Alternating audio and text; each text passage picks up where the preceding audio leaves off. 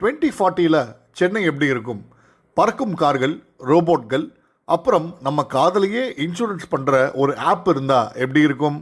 இதையெல்லாம் கற்பனை பண்ணி இயக்குனர் விக்னேஷ் சிவன் கொடுத்துருக்கிற படம் தான் லவ் இன்சூரன்ஸ் கம்பெனி என்கிற LIK.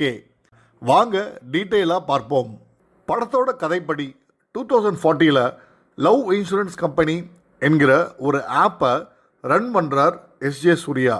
இந்த ஆப் யாரை காதலிக்கலாம், உங்கள் ஜோடி உங்களுக்கு செட் ஆகுமா அப்படிங்கிற விஷயத்த எல்லாத்தையும் அல்காரிதம் வச்சு சொல்லும். இதில் மொபைலே யூஸ் பண்ணாத யதார்த்தமான ஒரு இளைஞர் பிரதீப் ரங்கநாதன், அவருக்கும் மொபைலே உலகம்னு இருக்கிற இன்ஃப்ளூயன்சர் கிருத்தி ஷெட்டிக்கும் காதல் மலருது. ஆனால் இந்த LIK ஆப் இவங்க காதலுக்கு ரெட் சிக்னல் காட்டுது. அப்புறம் என்ன ஆச்சு?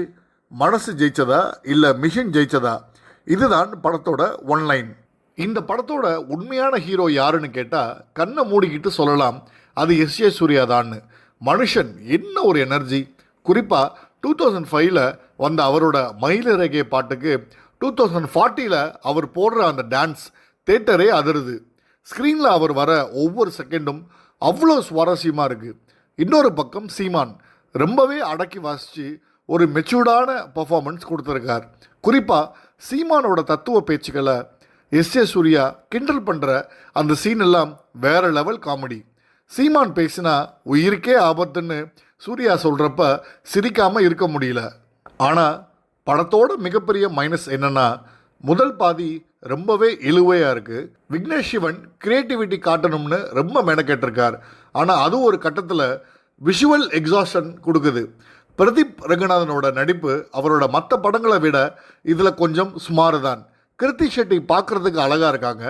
ஆனால் ப்ரொமோஷனில் சொன்ன மாதிரியே அவங்க நடிப்பு ஒரு AI ரோபோ மாதிரி உணர்ச்சி இல்லாமல் இருக்குது. இவங்க ரெண்டு பேருக்கும் நடுவில் எமோஷனல் கனெக்ட் கம்மியாக இருக்கிறதுனால காதல் கதையை நம்மால் முழுசாக ரசிக்க முடியல. தொழில்நுட்ப ரீதியாக படம் மிரட்டல்.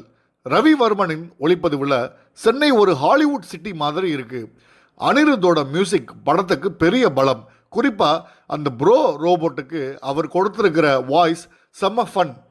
படத்தோட முதல் பாதி கொஞ்சம் போர் அடித்தாலும் இன்டர்வெலுக்கு அப்புறம் வர ஸ்டன் சீன்ஸ், காமெடி, அப்புறம் அந்த எமோஷனலான கிளைமேக்ஸ் படத்தை ஓரளவுக்கு காப்பாற்றுது. ஃபைனலாக சொல்லணும்னா லவ் இன்சூரன்ஸ் கம்பெனி ஒரு கலர்ஃபுல்லான சயின்ஸ் ஃபிக்ஷன் முயற்சி. SJ சூர்யாவோட அந்த மாஸ் பர்ஃபார்மன்ஸ்க்காகவும் ஜாலியான இரண்டாம் பாதிக்காகவும் ஒரு முறை தேட்டரில் பார்க்கலாம்.